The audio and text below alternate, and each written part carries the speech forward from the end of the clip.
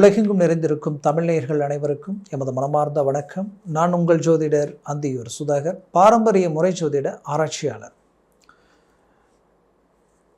விஸ்வாவிசு வருடம் தமிழ் வருடம் 2025 4வது மாதம், அதாவது ஏப்ரல் மாதம் 14ஆம் தேதி பிறக்கக்கூடிய இந்த வருடம் சித்திரை 1 திங்கட்கிழமை அன்னைக்கு பிறக்கக்கூடிய அமைவு. இதில் பார்த்தீங்கன்னா மேஷ லக்னத்தில் இந்த வருஷம் பிறக்குது, சுவாதி நட்சத்திரம். இந்த வருடம் மீனராசி என்பவர்களுக்கு எப்பேற்பட்ட பலனை அளிக்கப் போகுதுன்றது இந்த காணொலியில் தெளிவாக விவரமாக நம்ம பார்க்கலாம். நம்ம சேனலை சப்ஸ்கிரைப் பண்ணாதவங்க பண்ணிக்கோங்க, பெல் பட்டனை கிளிக் பண்ணி ஆல் ஆப்ஷனை கொடுத்துக்கோங்க. அப்போ தான் அடுத்தடுத்து காணொலிகள் உங்களுக்கு உடனடியாக வந்து அடையும். இந்த தமிழ் வருடப்பிறப்பு உங்களுக்கு மிகச்சிறந்த வளர்ச்சியை கொடுக்கும். நமது மனமார்ந்த வாழ்த்துக்கள். ஏன் இதை சொல்கிறேன்னா, மீனராசி என்பவர்களுக்கு ஜென்மச்சனி வேறு தொடங்கிடுச்சிங்க. என்னவோ தெரியல, ஜென்மச்சனியால் பாதிப்பு இருக்கோ இல்லையோ, அந்த பயமே ஒரு பிரச்சனையாக இருக்குது அப்படின்ற அளவுக்கெல்லாம் சிலருடைய யோசனைகள் இருக்குது. அதனால் இந்த யோசனையை தூக்கி ஒரு பக்கம் வச்சுடுங்க. ஏன் இதை நான் இவ்வளோ ஸ்ட்ராங்காக சொல்கிறேன்னா, முதல்ல 7 சனியில் நிறைய கேட்டகரி இருக்குது. 1ஆம் சொத்து இருக்குது, 2ஆம் சொத்து, 3ஆம் சொத்து. அதுலேயும் சனி பகவான் வந்து பார்த்திங்கன்னா, இவர் சனினா கெடுத்துருவார் அப்படின்றது தான் நம்மளுடைய கான்செப்ட். பட் சனி பகவான் கொடுக்க நினச்சா அந்த ரேஞ்சே வேறு, லெவலே வேறு. அப்படி பார்த்தீங்கன்னா உங்களுடைய லக்னத்தை பொறுத்து இந்த சனியினுடைய தன்மை மாறும். ஏன் இதை சொல்கிறேன்னா, உங்களுடைய லக்னம் துலாம் லக்னமாக இருந்தால் உங்களுக்கு யோகக்காரகனே சனி பகவான் தான். உங்களுடைய லக்னம் கும்ப லக்னமாகவோ மகர லக்னமாகவோ இருந்தால் அவர் தான் அந்த வீட்டிற்கு அதிபதியே. ரிஷப லக்னமாக இருந்தால் அவர் தான் டாப் லெவலில் உங்களுக்கு ஒர்க் அவுட் பண்ணுவார். அப்படி ஒரு லக்னத்தை பொறுத்து சனியினுடைய தன்மையே மாறிடும். அப்போ ஒருவேளை உங்கள் லக்னத்துக்கு இந்த சனி பகவான் சுபராக இருந்துட்டால் கண்டிப்பாக இந்த 7 சனி தொடங்கினது இருந்தால் நீங்கள் டாப் லெவலில் எல்லாருக்கும் சொல்லலை, பர்டிகுலராக நான் சொல்கிறேன், அவங்க டாப் லெவலில் இருப்பாங்க. அந்த லெவலுக்கு பூமி வீடு கட்டக்கூடிய வாய்ப்பு. சிலர் வீடு கட்டிகிட்டு இருப்பாங்க, சிலர் பூமி வாங்குறதுக்கு அட்வான்ஸ் பண்ணியிருப்பாங்க, கட்டின அட்வான்ஸுக்கு உண்டான முயற்சிகள் எடுத்து கரையம் பண்ணணுன்ற முயற்சி எடுப்பாங்க. இப்படி நிறைய விஷயங்கள் இதில் இருக்குது. சிலர் தொழில் ரீதியில் இறங்கி ஹார்ட் ஒர்க் பண்ணுவாங்க, ஆனால் மன உளைச்சலோடு தான் இருப்பாங்க. இப்போ நான் சொன்ன இல்லைங்களா, இவங்க எல்லாருமே மன உளைச்சலோடு தான் இருப்பாங்க. ஏன்னா அந்த இலக்கை அடையணும்னா அது சின்னதில்லை. ஒரு வீடு கட்டுறது சின்னதில்லை, வீட்டை கட்டிப்பார், கல்யாணத்தை பண்ணிப்பாருன்னு சொல்லுவாங்க. அப்படி இந்த திருமண முயற்சியும் சரி, வீடு கட்டக்கூடிய முயற்சியும் சரி, ஒரு பூமி வாங்குகிற முயற்சியும் சரி, ரொம்ப ஹார்ட் ஒர்க்கு தான் அது. அப்போது அப்பேற்பட்ட விஷயங்கள் வந்து ஈஸியாக கொடுக்குற வாய்ப்புகள் சனி பகவானால் கிடைக்கும். அதனுடைய முயற்சிகள் சார்ந்து அவங்க செய்துக்கிட்டு இருப்பாங்க. அப்போது இந்த மாதிரியான ஒரு சில நல்ல விஷயங்கள் நம்ம லக்னத்திற்கு சுபராக இருந்தால் அவங்களுக்கு இந்த சனி பகவானால் நல்லது நடந்தே தீரும்.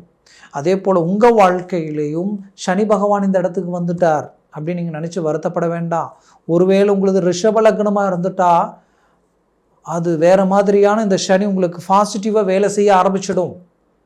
அது மட்டும் இல்லை, ரிஷப லக்னமாக இருந்தாலே இவர் யார் உங்களுக்கு 10 9 பாக்யாதிபதி இல்லையா? அப்போ உங்களுக்கு அவர் சகல மேன்மைகளை கொடுக்க ஆரம்பிச்சிடுவார். அதே போல் துலாம், அதே போல் மகரம், கும்பம், தனுஷாக இருந்தால் இன்னும் ஓகே. இப்படி நிறைய விஷயங்கள் இருக்குது. அதனால் தயவுசெய்து அந்த மைண்ட் செட்டை தூக்கிடுங்க, முயற்சி எடுங்க. 2ஆம் சொத்து 7 சனி பொங்கும் சனியாக இருக்கும். அதனால் மேன்மைகள் கிடைக்கக்கூடிய வாய்ப்புகள் இங்கே இருக்குது. சரிங்க, இது எப்படி இருக்குது? அர்த்தாசிரம குருவாக ஒரு பக்கம் போய் உட்கார்றாரு குரு பகவான், அதனால் ஏதாவது பிரச்சனை இருக்கான்னு நினச்சிங்கன்னா கவலைகள் வேண்டாம். அர்த்தாசிரம குருவாக இருந்தாலும் குரு பார்வை கோடி நன்மைகள் அளிக்கும். அப்போது 4ஆம் வீட்டில் குரு நிற்கிறதுனால என்ன நடக்கும்னா, சுக சம்மந்தப்பட்ட விஷயங்களில் சற்று பாதிப்புகள் இருக்கும். உங்களுடைய அந்தஸ்து, மரியாதை, கௌரவம் எங்கே டவுன் ஆகிடுமோன்ற ஒரு பயம் உங்களுக்குள்ளே இருக்கும்.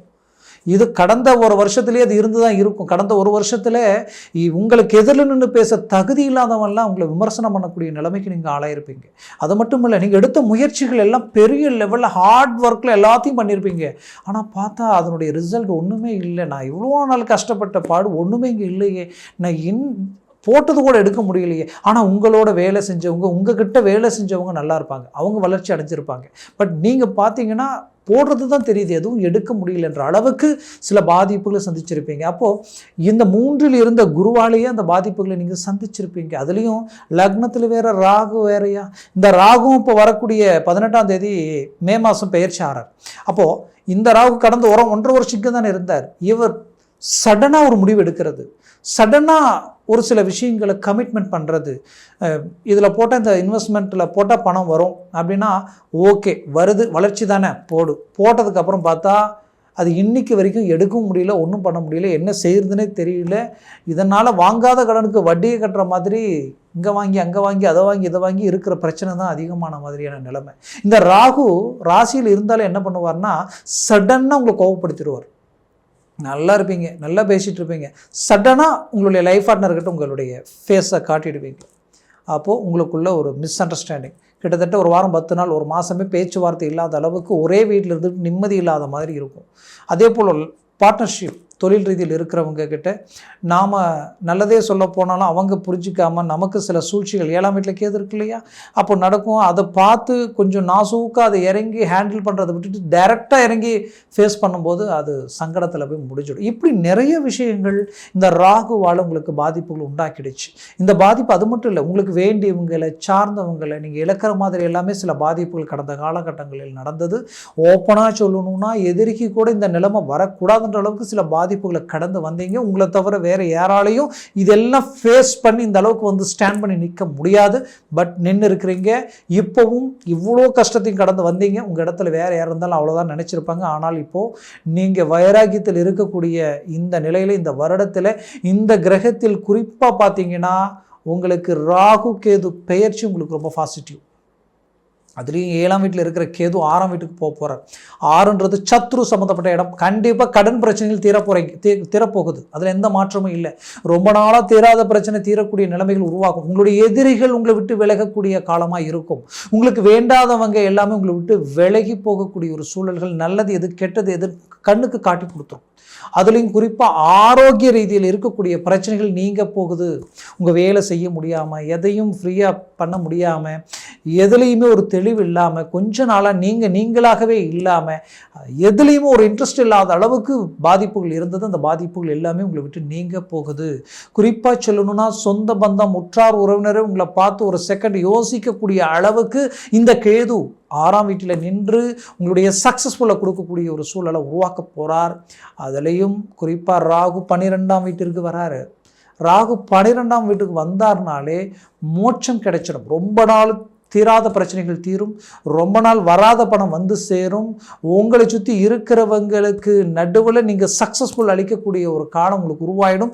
12ஆம் பாவம் வெளிநாடு சார்ந்த அமைப்பு, வெளிநாடு போகக்கூடிய வாய்ப்புகள் உங்களுக்கு கிடைக்கும். இடமாற்றங்கள், மீனராசி என்பவர்களுக்கு நிறைய பேர் இடமாற்றங்கள் பண்ணியிருப்பீங்க. எனக்கு கேட்டால் கடந்த இந்த 2-3 மாதத்துக்குள்ளேயே இது நடந்திருக்கும். ஏன்னா இடமாற்றங்கள் ஆட்டோமேட்டிக்காகவே இந்த இடத்துல கிரியேட் ஆகும். கிடைச்சா மாறிக்கிங்க, ரொம்ப நல்லது.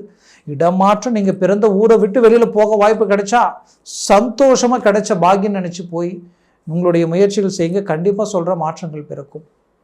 அது மட்டுமல்ல, உங்களது வாழ்க்கையில் நீங்கள் வெளிநாட்டில் இருக்கிறீங்கனாலும் கவலைகள் வேண்டாம். இந்த ராகு கேது பெயர்ச்சி உங்களுக்கு பெரிய லெவலில் பலத்தை கொடுக்கும், பெரிய லெவலில் சக்ஸஸ்ஃபுல் கொடுக்கும். திடீர் யோகம், திடீர் அதிர்ஷ்டம், அது எந்த விதத்தில் வேணாலும் வரும். ஒரு தொழில் ரீதியிலையும் எப்படியும் நிறைய விஷயங்கள் இருக்குது, எப்படி வேணாலும் வரும். ஆக மொத்தத்தில் அதிர்ஷ்டமும் உங்களுக்கு இருக்குது, வளர்ச்சியும் இருக்குது, உங்களுடைய உழைப்புக்கேற்ற மேன்மையும் உங்களுக்கு கிடைக்க போகுது. குறிப்பாக நீங்கள் பெற்ற பிள்ளைகள் ரீதியில் இருக்கக்கூடிய பிரச்சனைகள் தீரப்போகுதுங்க. ஏன்னா ரொம்ப நாள் அவங்களுடைய வளர்ச்சி, அவங்களுடைய மேன்மை, அவங்களுடைய முயற்சி எதுவுமே பலனளிக்கலைன்ற குழப்பத்தில் இருந்தீங்க. அதனால் கல்வி ரீதியில் அவங்க வளர்ச்சி அடைய போகிறாங்க, பிரகாசம் அடைய போகிறாங்க.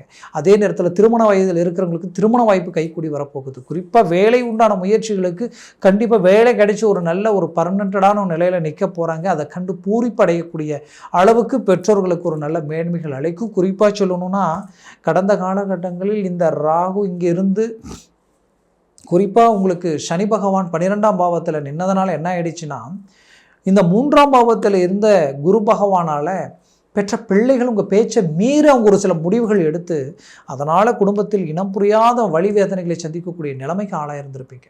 கண்டிப்பாக மீண்டும் இப்போ இந்த பயிற்சிகளால் இந்த வருடத்தில் உங்களுக்கு மீண்டும் எல்லாம் ஒன்றிணைந்து உங்கள் கண்ட்ரோலுக்கு நீங்கள் நினச்ச மாதிரி இயல்பு நிலைக்கு வரக்கூடிய சூழல்கள் உருவாகும்.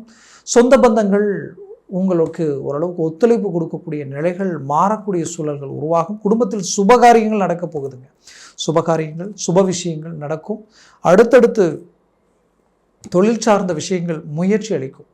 ஏன்னா கடந்த காலகட்டங்களில் செய்த தொழிலை விட்டுட்டு வேலைக்கு போயிடலாமன்ற அளவுக்கு யோசிச்சிருப்பீங்க. உங்கள்கிட்ட வேலை செஞ்சவங்களுக்கு இருந்த நிம்மதி சந்தோஷம் முதலாளியாக இருந்த உங்களுக்கு இல்லாத அளவுக்கு பாதிப்புகளை சந்திச்சிட்டிங்க. இது எல்லாத்துக்குமே ஒரு ரிசல்ட் உங்களுக்கு கிடைக்கும்.